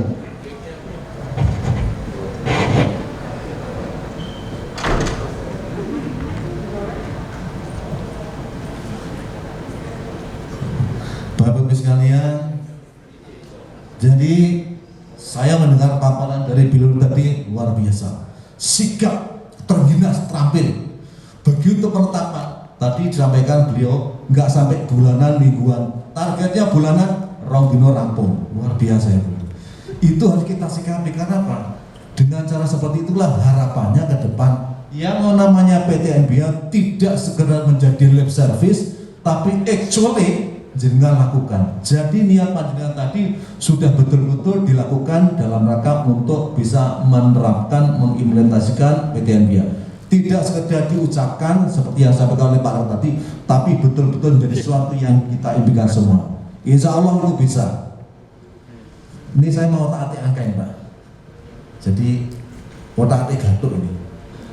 Kemarin ketika ditetapkan tanggal 25 November 2009, Mas. Jangan lupa dulu, nah nontonnya aja Mas. Kemarin ketika ditetapkan pertama tanggal 25 November 2021. 25 itu kalau dijumlah hanya 7, Pak. November itu 11 tambah 21 juga jauh. Jadi sudah mencapai angka 7. Pitu itu kalau bahasa Jawa pitulungan. Moga-moga karena pitulungan Gusti Allah, maka niat jenengan semua bisa terlaksana. Pitulungan. Kalau enggak itu bagaimana lagi kita bisa menanyakan? Wong semua itu tidak bisa, yang tidak ada tidak bisa bagi Allah. Baik, kita lanjut Mas.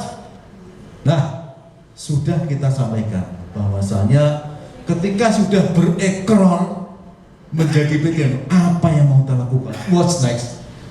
Kata Camanten, pikir. Nah, tapi luar biasa. Tadi pandangan Pak para semua bahwa tidak langsung ditinggalkan. Semua sudah dilakukan. Sudah pertama dibentuk tim transisi, dan tim transisi bergerak sangat sigap. Tadi dari Pak Reto sudah menyampaikan apa saja perbedaan PTN NBH dengan PTN yang lainnya. Bahwa kita ada otonom. Karena memang otonom itulah hal yang harus kita lakukan. Mandiri, merdeka.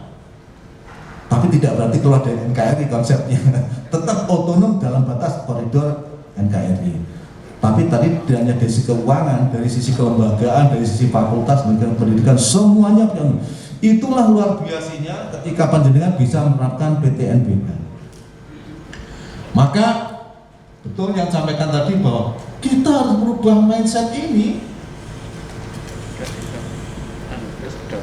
Kesedot layar. Kesedot layar. Mindset kita menjadi mind map. Pekerjaan yang mudah kita ucapkan, tapi agak berat dipraktekkan. Kalau kita sudah berada di comfort zone, biasanya itu angel. Biasanya yang begini, ngapain berubah-ubah? Tadi dikontribusikan oleh Pak Rektor, harus merubah mindset, harus berinovasi, bahkan tadi disampaikan membentuk lembaga-lembaga yang bisa memberikan kontribusi sehingga fakultas tidak lagi sekedar pihak yang menghabiskan anggaran, tapi bisa membuat kontribusi dalam bentuk kegiatan produk-produk yang diinisiasikan akan mendapatkan manfaat.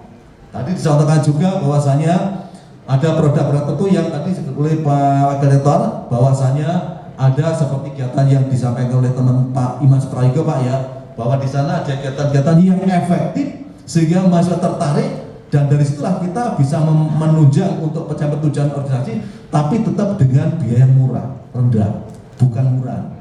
Jadi monggo ketika ini sudah panjenengan lakukan, mindset menjadi memang sesuatu yang sangat dibutuhkan. Dan sekarang insya Allah panjenengan on the right track yang awal ini, karena nanti kan ada evaluasi Pak, akan ada evaluasi. Masa transisi panjenengan mudah-mudahan tidak terlalu lama, meskipun di dalam regulasinya boleh diberikan waktu yang agak cukup lama. Namun saya yakin, hakul yakin, ainul yakin, ketika panjenengan sudah bergerak itu, masa transisi yang lama itu tidak akan bisa terjadi. Karena sudah terbukti beberapa ketentuan peraturan yang mestinya waktunya cukup panjang, tidak sampai hitungan bulanan sudah bisa lakukan.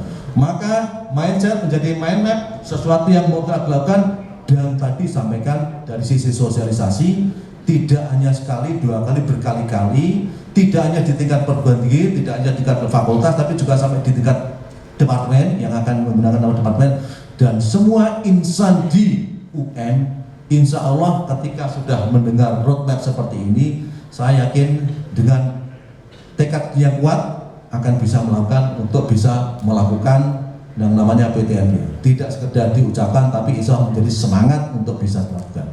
Next, ini kita lewati saja karena ini tadi sudah sampaikan semuanya. Nah, ini saya kemarin terus terang kebingungan ketika mau menyampaikan masalah keuangan PTNBH.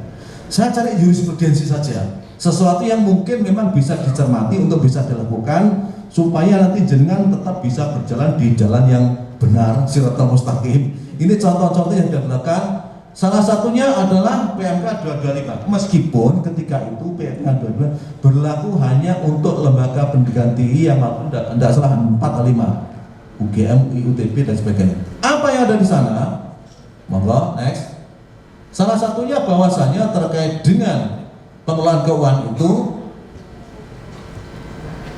ini kita sudah betul bahwasanya yang dinamakan PTNBH tetap PTN, bukan perguruan tinggi swasta, tapi perguruan tinggi negeri yang didirikan oleh pemerintah. Next, mas. Yang berstatus sebagai disebut, dan yang terakhir adalah memiliki otonomi. Maka ketika SIM sudah diberikan, ibaratnya orang diberikan SIM dalam bentuk ini, monggo, jenengan mau jalan 100 km per jam, monggo, 80 monggo. Tapi tujuan kita adalah kemaslahatan, public welfare. Kepada siapa? Minimal stakeholder adalah panjenengan yang ada di dalam lembaga ini. Tentunya tadi karena melibatkan masyarakat, harapannya kepemilikan UM harus juga ada manfaat pada masyarakat. Maka tadi ketika dibentuk SAU yang melibatkan unsur masyarakat, di sana kita akan berperan bahwasanya kita keberadaannya ada manfaat tidak hanya untuk diri tapi juga untuk orang. Sebaik-baik orang adalah ketika memberikan manfaat pada orang lainnya. UM mudah-mudahan ke depan akan demikian. Next. Nah, dari PMK 25 tadi, ini praktek yang kemarin dilakukan dalam beberapa bulan tinggi. Yang pertama bahwasanya kita ada kewajiban yang terkait yang melihat di sana, bahwasanya terkait dengan keuangan perlu mencantumkan target pendapatan dan alokasi belanja dari PNBP dalam DIPA yang sekarang insya Allah DIPA-nya kewenangan ada di panja sendiri berdasarkan kesepakatan dan MBA. Oke. Kalau selama ini kita nunggu pemerintah, ya karena memang kita selalu dalam bentuk Satgas kemarin yang BLU kita dikaitkan dengan pemerintah untuk mengesahkan pemerintah dan sebagainya. Ini sekarang otonomi itu diserahkan kepada panjenengan dan mudah-mudahan saya yakin dengan panjenengan sudah belajar di BLU, insya Allah ini sudah running Pak. Nggak ada kesulitan lagi karena sudah terbiasa latihan. Seseorang ketika sudah bersiap terlatih untuk naik sepeda motor, ketika diberikan sepeda motor, ya sudah tahu aturan mainnya. 3 hal yang mungkin menjadi catatan kita untuk PTNBH maupun untuk pengelolaan bangsa lainnya. Ada 3 penting yang kita perlu benakan. Pertama, governance, tata kelolanya. Kita rule based karena kita memang diatur pemerintah, tapi tetap ada hal-hal lainnya yang rule based itu bisa kita ciptakan sendiri. Maka governance inilah yang menjadi landasan apakah jenengan nanti akan bisa mencapai pantai yang diidamkan, salah satu tata kelola. Maka ketika tadi disampaikan akan ada beberapa hal yang dilakukan, peraturan rektor terkait dengan masa MBA segala macam itu dan sebagainya, itu harus kita lihat dari tata kelolanya. Next, ketika tata kelola itu betul-betul on the right track, maka insya Allah akan bisa mencapai tujuan. Selain tata kelola, tentunya juga risiko Pak. Kita ingin lompat tapi lupa risiko, ini yang bahaya ini. Sudah ada SIM, berani naik motor 100 km per jam, lupa risikonya bahwa ketika jatuh, ketika keserempet, risikonya akan besar sekali dibandingkan ketika kita melangkahnya 80. Maka risk menjadi sesuatu yang penting untuk jenengan jadi perhatian. Nah, di luar itu, ketika sudah coba governance-nya, risk-nya ada, maka kita bikin control-nya, pengendaliannya.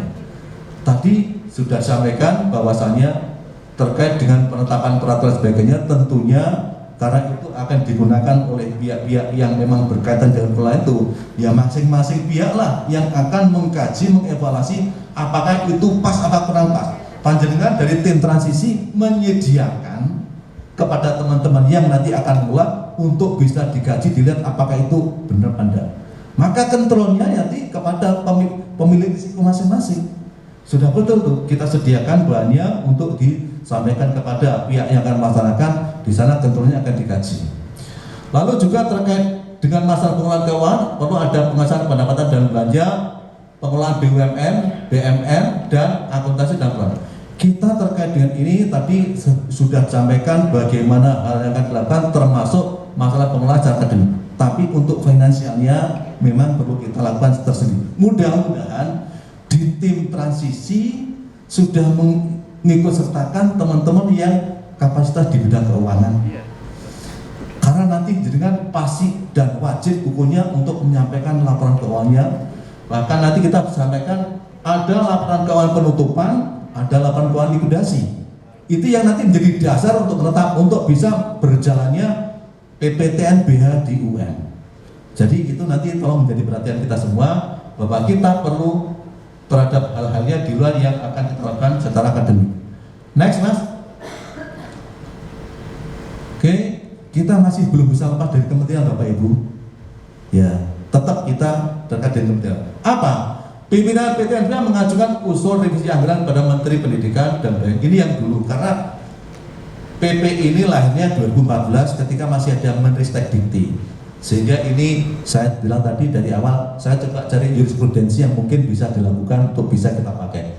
Lalu Menteri melalui Kedutur usul revisi anggaran kepada Dirjen Anggaran. Dirjen Anggaran menetapkan surat pengesahan revisi anggaran.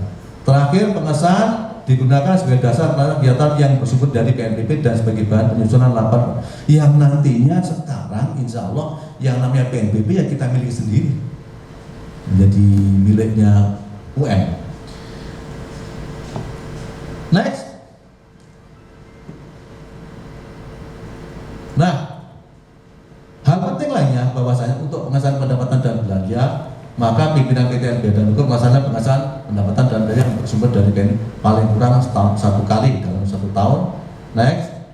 Pengesahan pendapatan dan belanja dimaksud meliputi seluruh pendapatan dan belanja. Ketika kita menjadi PTNBH, maka tadi salah satunya membentuk PBDUA yang nanti akan dioperasionalkan melalui pembentukan badan-badan, TACV, PT dan sebagainya yang tadi akan didukung teman-teman yang berasal dari profesional. Betul Pak?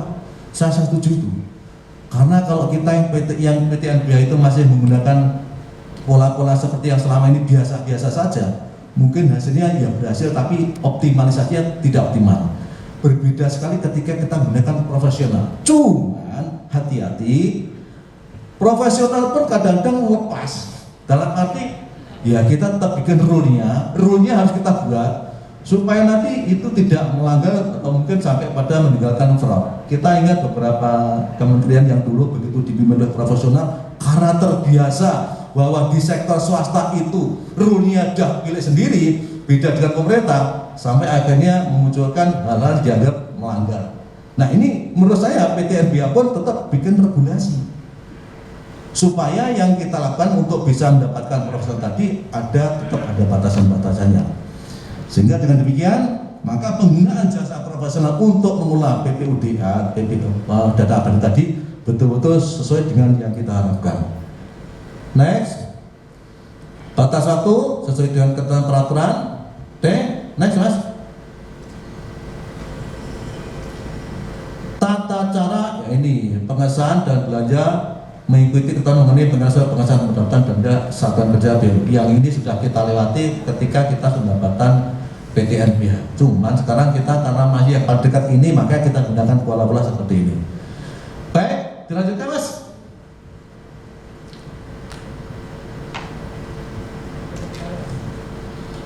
Nah, apa yang kritikal di luar keuangan? BMN,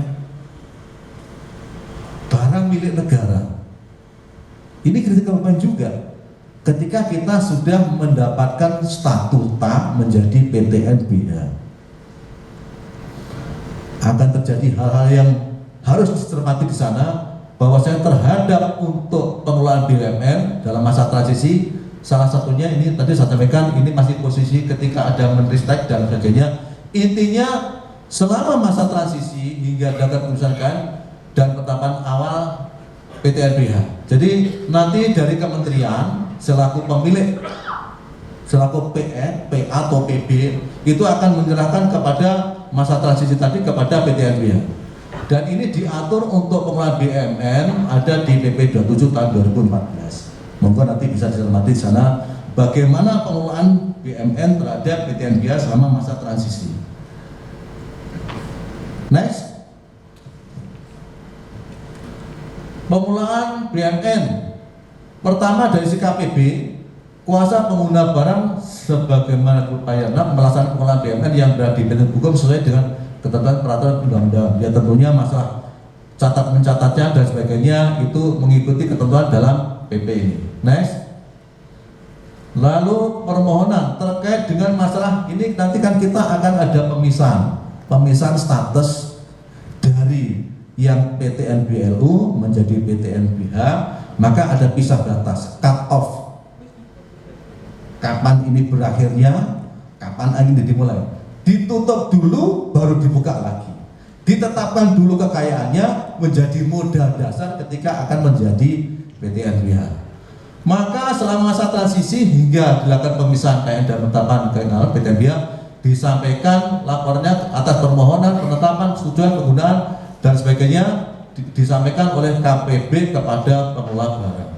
Jadi nanti yang kita persiapkan untuk teman-teman di luar yang akademik adalah bagaimana pengelolaan BUMN-nya sehingga nanti ketika dilakukan pemisahan penetapan awal kita bisa mendapatkan angka yang real. Next. Lalu inventarisasi. Nah, saya nggak tahu apakah ketika panjenengan menetapkan diri sudah ditetapkan dari PT NBH sudah siap-siap dengan kegiatan ini. Jenengan nanti akan bikin neraca awal. Apakah sekarang mungkin sudah berkomunikasi dengan pihak-pihak ketiga lainnya, salah satunya di JKN, Bapak? Sudah? Betul, Pak. Nanti langkahnya sudah cepat. Sehingga nanti kita bisa memberikan nilai yang sebenarnya untuk itu. Sudah dilakukan perhitungan Bapak dari di JKN? Ya, berarti angka sudah dapat, Pak. Ini saya bilang berarti kita melangkah sangat cepat. Di JKN sudah kita hire, sehingga dari sana kita untuk bisa mendapatkan neraca awalnya, neraca penumpang sudah dijalankan. Pak Imas dulu lagi. Next. Oke, pelaksanaan inventarisasi itu dalam rangka penyiapan bahan perhitungan pemisahan kekayaan dan penetapan kekayaan awal PT NBH. Oke, hasil pelaksanaan transaksi disampaikan kepada KPB, yaitu Mendikbud dan lain sebagainya. Oke, next.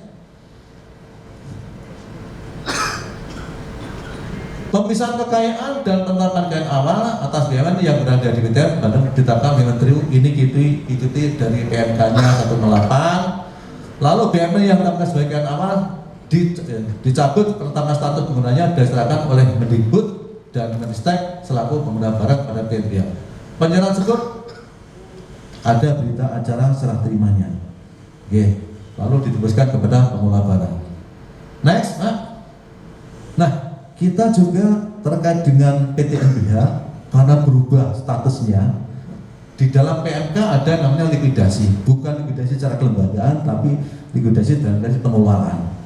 Yaitu, ini saya sampai tanda tanya. Oke, next, Mas. Di dalam PMK 98 nanti terkait likuidasi ada pemisahan kekayaan, lalu penyusunan laporan keuangan, lalu rapat keuangan penutup. Yang pertama dalam rangka proses pemisahan kekayaan negara, PT NBH menyusun laporan keuangan. Next. Lalu ada dua laporan yang harus kita sampaikan, yaitu laporan keuangan penutup dan laporan keuangan likuidasi. Next. Apa itu laporan keuangan penutup? Yang diselenggarakan sesuai dengan standar akuntansi keuangan untuk entitas tanpa akuntabilitas publik. Sementara untuk penutup satunya, laporan keuangan yang diselenggarakan sesuai dengan standar akuntansi pemerintah PP 71 tahun 2010. Jadi ini nanti untuk terkait dengan likuidasi kita akan menyajikan terkait dengan laporan keuangan sebagai berikut. Next.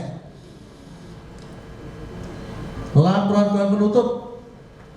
Laporan keuangan pokok suatu entitas pada tahun pengakhiran dan pembubaran yang disusun sesuai dengan standar akuntansi pemerintah yang berlaku. Neraca penutupnya adalah laporan yang menyajikan informasi posisi keuangan pemerintah, yaitu aset, utang, ekuitas, dana pada tanggal entitas dinyatakan dilikuidasi. Sementara untuk laporan keuangan likuidasi adalah laporan keuangan pokok suatu entitas akuntansi yang dilikuidasi setelah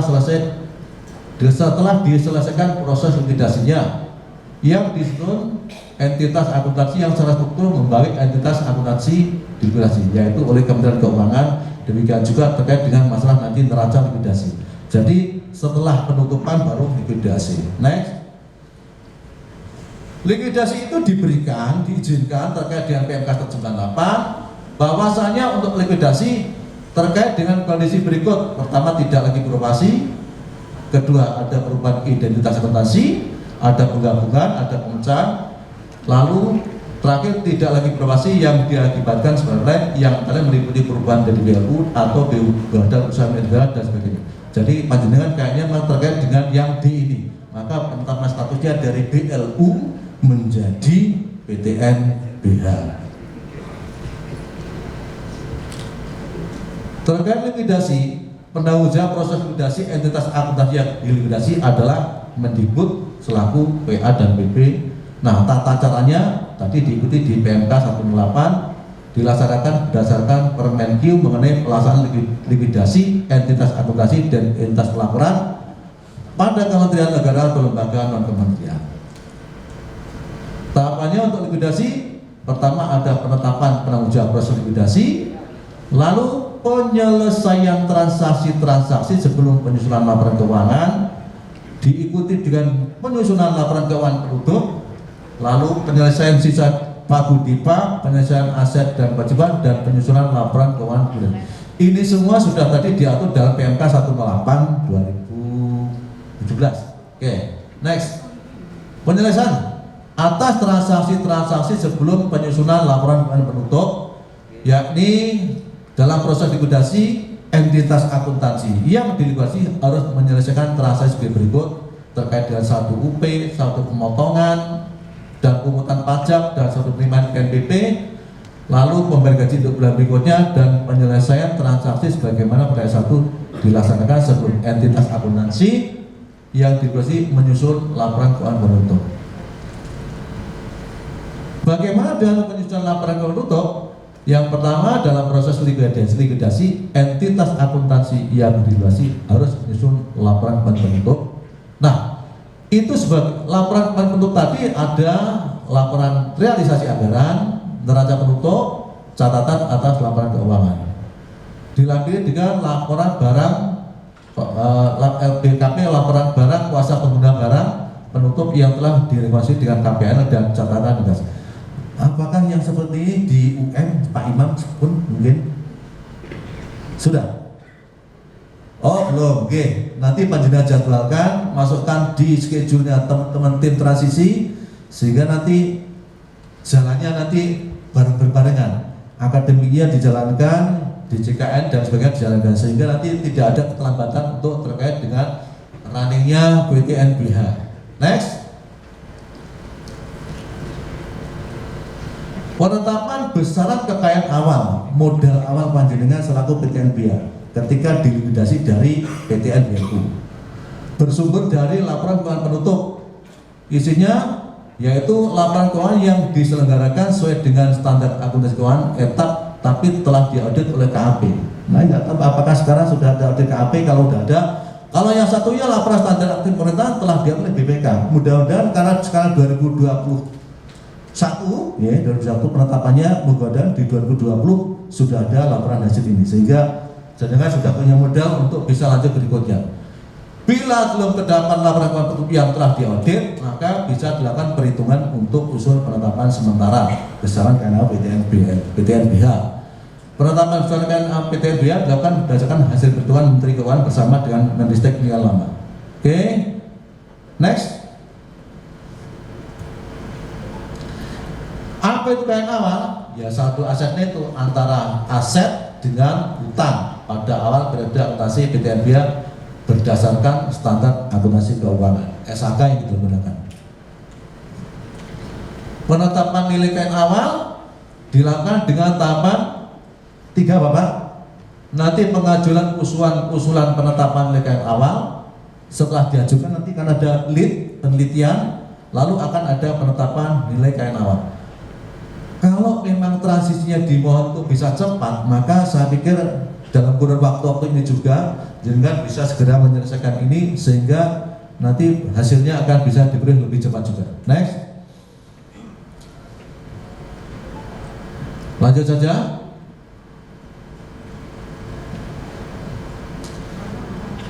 Ini lanjut saja juga karena tadi mengikuti yang 2014, isinya tetap aja nih.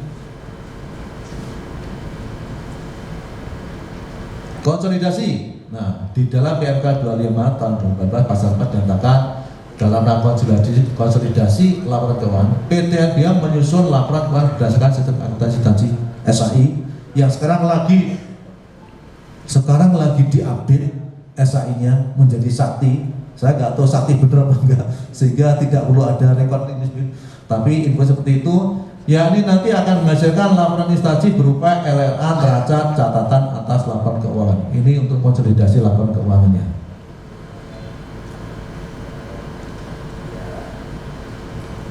Nah, kita mari bertanya pada diri kita, apa yang sudah dilakukan?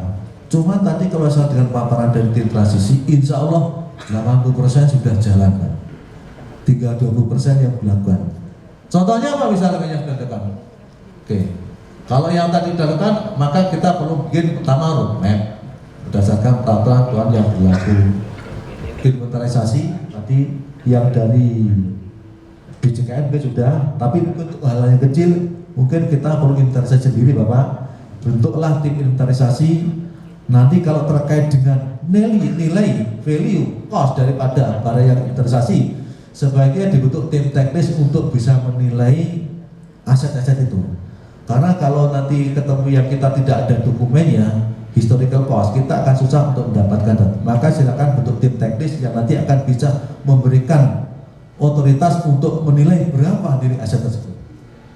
Lalu cermati SOP protap ketentuan yang dirasakan belum selaras dengan semangat PT NBH. Karena kita mau nyalani, monggo PT NBH ke sana, maka kita memang perlu menginventarisasi di daftar inventaris masalah yang kira-kira perlu ada perbaikan. Sosialisasi sudah, tapi tadi betul bahwa sosialisasi akan terus-terus dilakukan. Sampai kapan? Nggak ada batasnya. Sepanjang jenengan belum running betul, monggo tetap dilakukan sosialisasi. Tidak hanya di internal, tapi tadi juga sampai pada eksternal, dan itu usaha luar biasa. Baik, lanjut.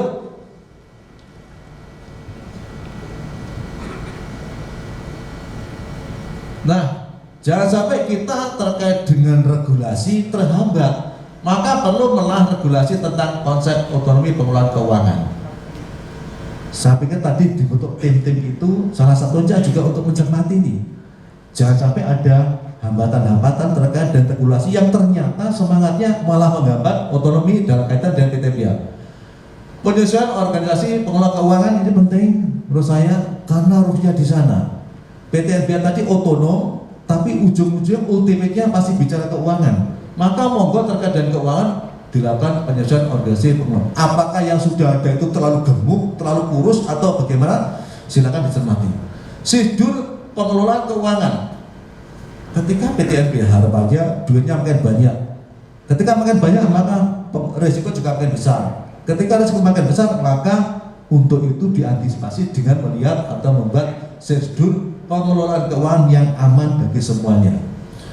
Lalu mungkin juga terkait dengan remun, barangkali akan ada kajian lagi remun yang ada selama ini. Lalu penetapan peraturan bidang keuangan, penetapan peraturan di bidang kepegawaian. Nah, kita punya peluang bahwasanya dengan PT NBH jenengan punya otoritas yang lebih besar, mungkin bisa dikatakan mutlak untuk pengangkatan teman-teman pegawai yang selama ini mungkin tidak tertampung. Saya nggak tahu bagaimana rumusnya. Selama ini case-nya adalah ketika pemerintah hanya menerapkan pegawai dalam bentuk PNS dan P3K. Nah, dengan PT NBH yang selama ini nasibnya belum jelas, saya pikir bisa diformulasikan sehingga nanti tidak ada permasalahan terkait dengan SDM. Karena SDM yang ada adalah menjadi aset kita untuk bisa berjalannya PT NBH secara lebih baik. Next, SDM yang kompeten diperlukan. Kebijakan tentang SDM yang unggul untuk menunjang implementasi PT NBH tadi motonya adalah guru, unggul dan rujukan. itu perlu didukung dengan SDM.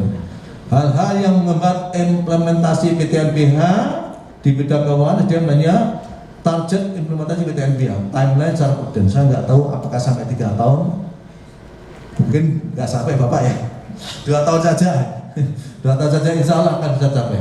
Next, baik, itu saja yang bisa saya sampaikan. Saya menyampaikan ini, biar kita menyemangati jantung kita semua, bahwa perjuangan belum berakhir. Semangat Bapak ya, untuk bisa mentari. Mari bergandeng tangan, karena kalau nggak gandeng tangan, SDG nggak akan bisa tercapai.